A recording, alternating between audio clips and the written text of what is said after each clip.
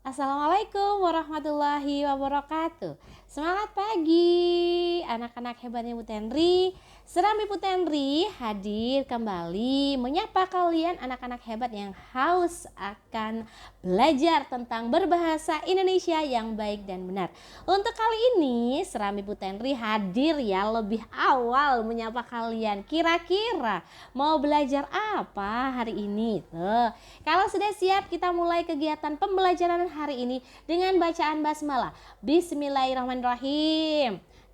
Bu Henry tuh mau belajar tentang apa? Ini dia. Belajar tentang bagaimana caranya menulis teks negosiasi.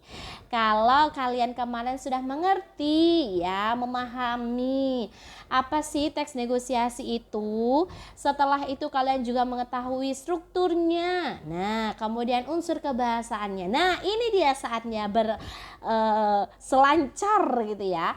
Karena kita harus menaiki satu tahap yang lebih tinggi dengan kegiatan mengasah keterampilan menulis ya. Ini dia capaian pembelajaran hari ini. Lanjut, tujuan pembelajarannya ini ya. Ada kegiatan pembelajarannya tuh.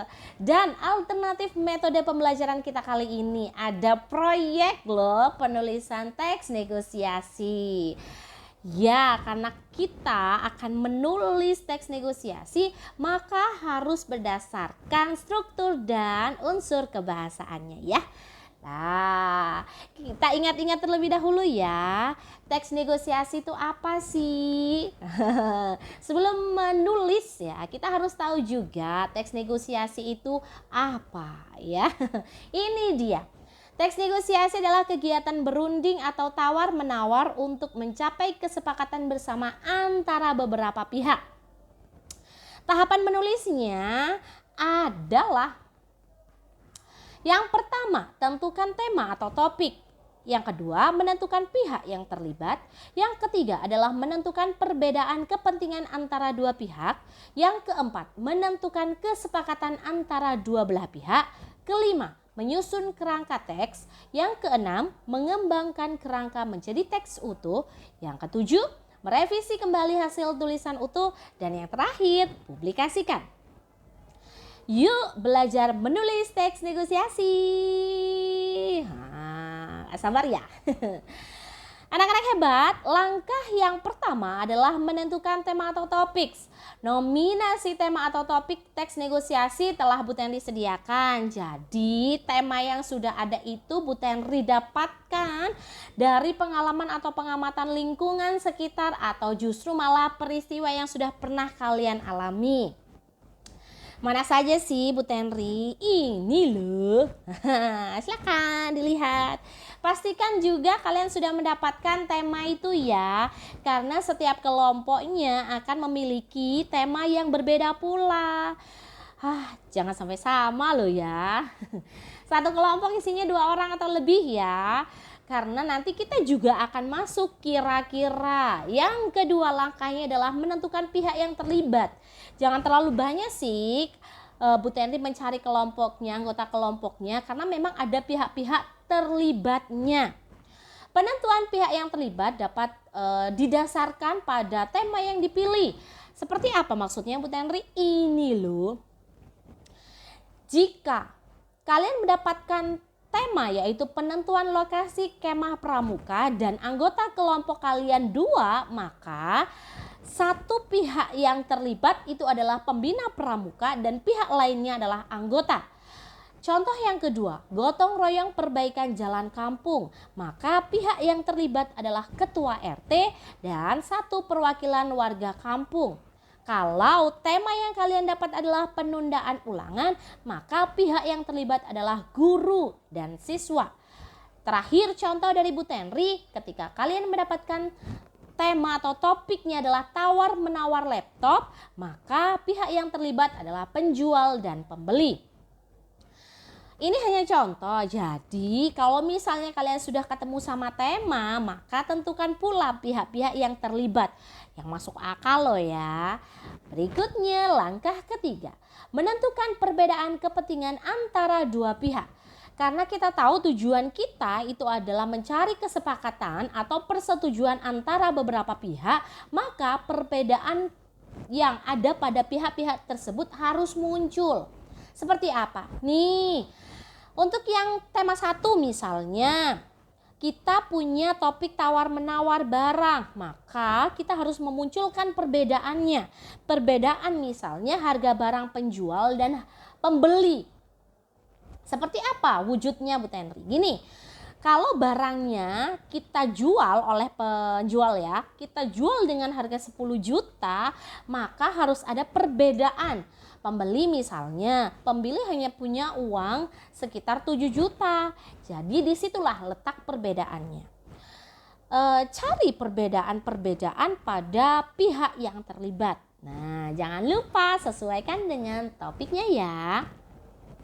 Langkah yang keempat, menentukan kesepakatan. Jadi ketika sudah ketemu perbedaan tadi, ada prosesnya, ada tawar-menawarnya, maka buatkan pula kesepakatan yang justru tidak merugikan ya, saling menguntungkan. Contoh, tadi sih tentang tawar-menawar ya, kemudian ada harga yang disepakati oleh kedua belah pihak. Kalau tadi Bu Tenri punya harga yang ditawarkan 10 juta, kemudian sama pembelinya, pembeli punya uangnya hanya 7 juta. Nah, terjadi proses negosiasi, kemudian disepakati ternyata penjualnya masih bisa turun harganya jadi 7,5 juta. Nah, ternyata si pembeli pun juga demikian, ada uang lebih 500.000, maka dia juga akan menyepakati proses tadi. Itu yang dimaksud dengan kesepakatan. Itu tadi kesepakatannya Bu Tenri. Bagaimana dengan kesepakatanmu? Kelima, menyusun kerangka teks. Kerangka teks negosiasi harus disesuaikan dengan kelengkapan struktur bagian teks. Ingat, bikin sebuah teks negosiasi berarti harus sesuai dengan unsur-unsurnya. Struktur-strukturnya ada orientasi, pengajuan, penawaran, persetujuan, serta penutup. Jadi kalian harus bisa mengelompokkan mana sih orientasi, mana dialog yang termasuk pengajuan, penawaran, persetujuan maupun yang menjadi kalimat penutup. Jangan lupa ya kasih tanda.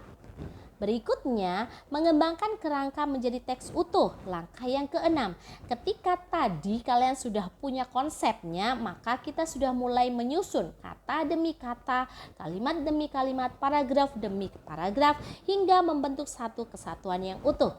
Dalam hal ini, perhatikan pemilihan kata, struktur kalimat, hubungan antara kalimat, kepaduan antar paragraf, dan kesatuan gagasan dalam teks. Ketika kalian sudah memastikan kerangka tadi, silahkan merevisi kembali hasil tulisan yang utuh. Hasil tulisan yang dikembangkan sebelum dipublikasikan perlu ditelaah kembali untuk mendapatkan sebuah tulisan yang sempurna dan menarik. Menyunting teks bisa mencakup beberapa hal, yaitu diksi, penulisan tanda baca, penulisan kata serapan, struktur kalimat, paragraf, dan sebagainya. Pastikan juga kalian membutuhkan bantuan orang lain untuk membaca teks negosiasi kalian. Sehingga kita punya referensi kira-kira yang perlu direvisi yang sebelah mana. Apakah strukturnya sudah tepat? Apakah kaidah kebahasaannya juga tepat? Jadi kalian harus memastikan. Jangan sampai hasil teks negosiasi yang sudah ditulis belum ada bentuk revisinya. Dan yang terakhir itu adalah publikasi. Karena nanti teks negosiasi tidak akan berhenti hanya sebagai teks, tapi kalian akan berusaha untuk merealisasikannya dalam bentuk video. Durasinya berapa? Nanti kita bahas lagi ya. Langkah 8 merupakan langkah yang terakhir dalam penulisan teks negosiasi hari ini. Selamat mengerjakan. Daftar pustaka Bu Tenri adalah dari buku panduan guru dan siswa cerdas-cerdas berbahasa dan bersastra Indonesia kelas 10 oleh Sevi Indra Gumilas dan Fadilah Triaulia. Terima kasih karena saya sudah menjadikan buku hebat ini sebagai panduan dalam membuat video pembelajaran. ya. Alhamdulillahirrahmanirrahim. Terima kasih dari Ibu Tenri. Kita ketemu lagi dalam video pembelajaran yang menarik lainnya. Bu Tenri pamit ya. Nih, jangan lupa ada Selain Mania yang juga mendukung pembelajaran hari ini. Serami Bu Tenri pamit. Wassalamualaikum warahmatullahi wabarakatuh.